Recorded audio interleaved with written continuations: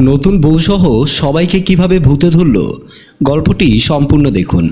তানিশা সকালে গোসল সেরে চুল মুছতে মুছতে আমার কাছে এসে বলল, কাল রাতে তুমি আমার চুল ধরে টানাটানি করেছিলে কেন? চুল ধরে টেনেছি? কই না তো। মিথ্যে কথা বলো কেন? বাসায় তুমি ছাড়া আর কে আছে? কালকে এত জোরে টেনেছিলে মনে হচ্ছিল চুল সব মাথা থেকে ছিঁড়ে উঠে যাবে। ফেরদৌস বলল, ভূতুরে ব্যাপার, বাজে কথা বলো কেন? এরপর থেকে এমন চুল ধরে টানাটানি করলে রাতে পাশে শুতে দেব না। ফেরদৌস মনে মনে ভাবলো, তানিশা আর আমার বিয়ে হয়েছে 1 মাস, 1 মাসের বউকে ছেড়ে আলাদা শোয়ার মতো কষ্ট নববিবাহিতার মনে আর নেই। তাই বললাম, আর হবে না।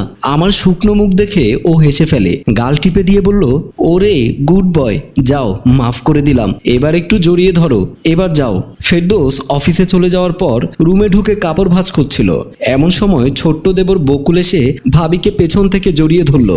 ভাবি মনে করলো ফেরদৌস অফিসে না গিয়ে আবার চলে এসেছে। ভাবি চোখ বন্ধ করে বলল, আরো শক্ত করে জড়িয়ে ধরো। বকুল আরো শক্ত করে জড়িয়ে ধরলো আর মনে মনে ভাবলো, আমি তো মনে করেছিলাম ভাবি অনেক কঠিন মনের মানুষ, এখন দেখছি আমার চেয়েও ভাবির ইচ্ছেটা বেশি। তানিশা চোখ বন্ধ অবস্থায় বলল, পেছন থেকে কেন জড়িয়ে ধরো, সামনে থেকে ধরো।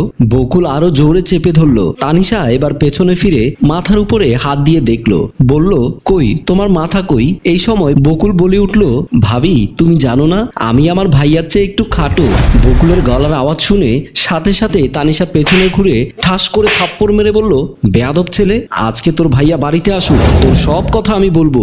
বকুল অনেকটাই হতভম্ব হয়ে গেল, বলল, প্লিজ ভাবি, এই কানে ধরলাম, আর জীবনেও এই কাজ করব না। এই কথা বলে ওখান থেকে চলে গেল।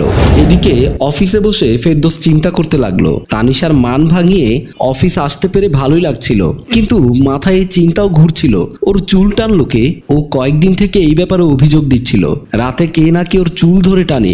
এখন আমি আর ও বাদে বাসায় কেউ থাকে না, তাহলে চুল টানবে কে? আমি বাড়ি যাওয়ার পথে একটা ছোট্ট কেচি কিনে নিয়ে গেলাম। তানিশাকে বললাম, তোমার যদি মনে হয় চুল বেশি সমস্যা করছে তাহলে চুল কেটে ফেলতে পারো। তাহলে তুমি ঘুমাবে কিভাবে? তোমার কাটা চুল নাকে বেঁধে ঘুমাবো? তানিশা আমার দিকে বালিশ ছুঁড়ে মেরে বলল, আবার যদি এই কথা বলো তাহলে কেচি পুরো তোমার পেটে ঢুকিয়ে দেব। আমার চুল আমার কত প্রিয় জানো? এই চুল কাটতে বলেছিল বলে এক মিসকে ঘুষি মেরে স্কুল থেকে টিসি খেয়েছিলাম। আমি জীবনে এই চুল কাটবো না, দরকার হলে তোমাকে ছেড়ে চলে যাব, তবুও চুল কাটবো না। আচ্ছা ঠিক আছে, চুল কাটতে হবে না, পেটে খুব খিদে, তাড়াতাড়ি খাবার দাও। আচ্ছা ঠিক আছে চলো। রাতে দেখলাম তানিশা আমার হাত খাটের সাথে শক্ত করে বেঁধে দিল। আমি বললাম, কি করো, নতুন কিছু ট্রাই করবে নাকি? ওরে বলো, তুমি যাতে আমার চুল নিয়ে রাতে আর টানাটানি না করতে পারো তাই এই ব্যবস্থা। এখন ঘুমাও, আর কিছু করতে দেব না রাতে। ফেরদৌস বলল, প্লিজ এবারের মতো মাফ করে দাও, সবে মাত্র বিয়ে করলাম, বউ ছাড়া কি ঘুম আসবে? তাছাড়া আমি তোমার চুল ধরে টানিনি। ঠিক আছে তাহলে আজকে পরীক্ষা হয়ে যাক। এবার তানিশা ঘুমিয়ে পড়ল। কিছুক্ষণ পর ফেরদৌসের চোখে ঘুম আসলো। রাত ঠিক 2টা বাজে। হঠাৎ তানিশার চিৎকারে ফেরদৌসের ঘুম ভেঙে গেল। আমি জেগে উঠে দেখি তানিশা এক গোছা চুল হাতে নিয়ে বসে আছে, আমার হাতের বাঁধন খোলা। আমি চমকে উঠলাম। তানিশা কাঁদতে কাঁদতে বলছিল, এবার প্রমাণ হয়ে গেছে তুমি ছাড়া এ কাজ কেউ করে না। আরে কি হয়েছে? আমি কি করলাম? আমার চুল ছিঁড়েছো? ফেরদৌস বলল, আরে চুল ছিঁড়বো কিভাবে, আমার হাত তো বাঁধা ছিল, এই দেখো আজ একদম চুলই ছিঁড়ে ফেলেছো। কান্না করতে লাগলো। যাও, কালকে সকালে আমি বাপের বাড়ি চলে যাব, তোমার সংসার করব না। ফেরদৌসকে ধাক্কা দিয়ে কোলবালিশ গায়ের উপর মেলা দিয়ে ড্রয়িং রুমে বাহির করে দিয়ে দরজা বন্ধ করে দিল। ড্রয়িং রুমের সোফায় বসে মনে মনে ভাবতে লাগলাম, আসলে আমি তো চুল ছিঁড়িনি, তাহলে প্রতিদিন এই কাজ কে করছে? না ঘুমিয়ে আমি লুকিয়ে লুকিয়ে বেডরুমের দরজা এসে চোখ পেতে বেডরুমের দিকে তাকালাম। তানিশা মোবাইল চালাচ্ছিল, আমি আড়াল থেকে দেখছিলাম। হঠাৎ তানিশা টের পেয়েছে দরজায় দাঁড়িয়েছি। রেগে গিয়ে ভেতর থেকে বলছে, কি করো? আমি কিছু না বলে দেয়ালের পাশে লুকিয়ে পড়ি। কিছুক্ষণ পর আবার উকি দিতে বেডরুমে যা দেখলাম, তানিশা গভীর ঘুম, পাশে মোবাইলটা পড়ে আছে। ওর কালো লম্বা চুল ওর মুখ ঢেকে বিছানার এক পাশে ঢলে পড়লো। আমি অপেক্ষায় থাকলাম কখন ওর চুল টানে দেখার জন্য। হঠাৎ দেখলাম পুরো রুমের মধ্যে কালো একটা ছায়া ঘুরঘুর করছে তানিশার আশেপাশে। আমার প্রচন্ড ভয় করছে, তারপরও দরজার ফাঁক দিয়ে দেখছিলাম কি হয়। হঠাৎ দরজার মধ্যে কালো ধোঁয়া উঠতে লাগলো। ভয়ে আমার গা এবং হাঁটু কাঁপছে, কাউকে কিছু বলতে পারছি না। কালো ছায়াটা আস্তে আস্তে তানিশার দিকে যাচ্ছে। ঠিক এমন সময় তানিশা চিৎকার করে উঠলো, মরণ চিৎকার। ওর চুল টান পড়েছে, আবারও এক গোছা চুল ছিঁড়ে ফেলেছে। আমি আর সহ্য করতে না পেরে রুমের মধ্যে দৌড়ে ঢুকলাম। ও জেগে উঠেই আমাকে দেখে রাগে চিৎকার করে বলল, আবার তুই চুল টান দিয়েছিস? এত বেহায়া কেন তুই? বারবার বলার পর এমন ফালতু মজা কেন করছিস আমার সাথে? তানিশা ভয়ে কাতর হয়ে কাঁপতে লাগলো। আমি কিছু বলার ভাষা খুঁজে পাচ্ছি না। তারপরও আমি তানিশাকে বললাম, আমি যেটা দেখলাম আমি নিজেও ভয় পেয়েছি, ভীষণ ভয়। তানিশা, তুমি চিৎকার দেওয়ার ঠিক আগ মুহূর্তে আমি দরজার ফাঁক দিয়ে দেখলাম একটা হাত বিছানার নিচ থেকে বের হয়ে তোমার চুল আঁকড়ে ধরেছে। কালো, ভীষণ লম্বা হাত। এমন লম্বা হাত কোনো মানুষের হওয়া সম্ভব না। তানিশা বলল, তোমার এসব বানানো বানোয়াট কথা আমি বিশ্বাস করি না। কান্না করতে লাগলো। ফেরদৌসের কোনো কথাই শুনছে না।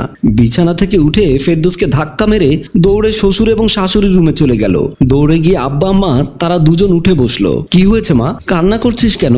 তানিশা বলল, আব্বা দেখুন, আপনার ছেলে আজকে রাতের মধ্যে দুবার এরকম আমার চুল ছিঁড়েছে। এমন সময় ফেরদৌস পেছনে দৌড়ে আসলো, চোখে মুখে ভয় কাজ করছে। এসে বলল, আব্বা আপনি তানিশার কথা বিশ্বাস করবেন না, তানিশা মিথ্যে কথা বলছে। তানিশা এবার কেঁদে কেঁদে বলল, কালকে রাতে আমি ওর হাত বেঁধে রেখেছিলাম। আমি দেখতে চেয়েছিলাম আমার চুল কে ছিঁড়ে। ঠিকই আপনার ছেলে হাতের বাঁধন খুলে আমার চুল ছিঁড়েছে। শ্বশুর অবাক হয়ে চিন্তায় পড়ে গেল। বলল, এই বাড়িটির পুরনো কিছু ইতিহাস আছে যা ফেরদৌস কিংবা তোমার শাশুড়ি কেউ জানে না। তানিশা সবকিছু খুলে বলার পর আব্বা বলল, বৌমা তোমার এই শাশুড়িকে আনার আগে আমি আরেকটা বিয়ে করেছিলাম। সুন্দর চলছিল আমাদের সংসার। হঠাৎ একদিন তুমি যেই রুমে ঘুমিয়েছিলে ওই রুমে তোমার আগের শাশুড়ি সুসাইড করে ইন্তেকাল করে। সেই থেকে অনেকেই বলেছে এইখানে নাকি খারাপ আত্মা ঘোরাঘুরি করে। ঠিক এমন সময় মাঝবয়সী ভূত পুরো বাড়ি হাঁটাহাঁটি করছে। হঠাৎ ফেরদৌসের আব্বা বৌমা কথা বলার সময় ভূতটা দৌড়ে তাদের সামনে এসে নাচানাচি করতে লাগলো এবং বিভিন্ন অঙ্গি ভঙ্গিমা করতে লাগলো আর বলল ভৌতিক ভয়ঙ্কর আওয়াজে, আমি তোদের ছাড়বো না, তোদেরকে আমি ভূতের দেশে নিয়ে যাব। ভূতের ওই ভয়ঙ্কর কথা ও চেহারা দেখে প্রথমে শ্বশুর বেহুশ হয়ে গেল, একটু পরে শাশুড়ি বেহুশ হয়ে গেল। ফেরদৌস দৌড়ে পালালো, তানিশাকে চুল ধরে টেনে নিয়ে গেল। সম্মানিত দর্শক, এই বাড়ির অজ্ঞান হওয়া লোকগুলো কিভাবে সুস্থ করব? আপনাদের কাছে কোনো পরামর্শ থাকলে জানাবেন। আর তানিশাকে কিভাবে ভূতের বাড়ি থেকে উদ্ধার করব তা দেখতে চাইলে আগামী পর্বের জন্য কমেন্টে লিখে জানান। গল্পটি রচনা ও প্রযোজনায় মঞ্জুর মোর্শেদ, পরিচালনায় রেজাউল কবির চৌধুরী, ক্যামেরায় রিমন।